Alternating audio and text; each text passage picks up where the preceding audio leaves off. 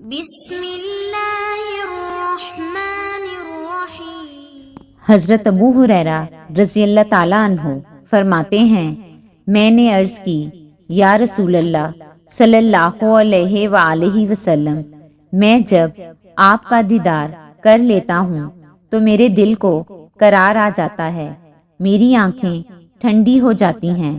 آپ مجھے ہر چیز کے بارے میں بتائیے۔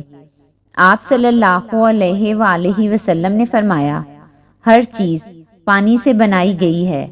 آپ فرماتے ہیں، میں نے کہا، مجھے کوئی ایسا کام بتا دیجئے کہ اگر میں اس پر عمل کروں تو جنت میں جاؤں۔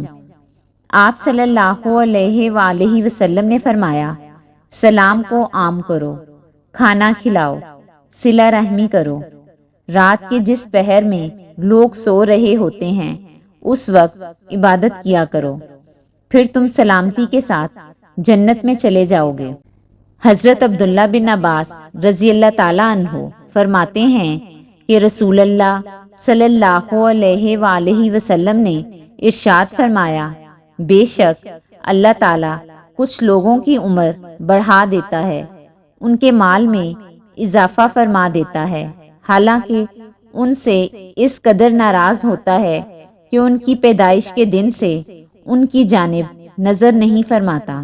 صحابہ کرام رضی اللہ تعالیٰ عنہ نے پوچھا، یا رسول اللہ صلی اللہ علیہ وآلہ وسلم، وہ اللہ تعالیٰ کی اتنی ناراضگی کے باوجود ان پر اتنی رحمت کس بنا پر؟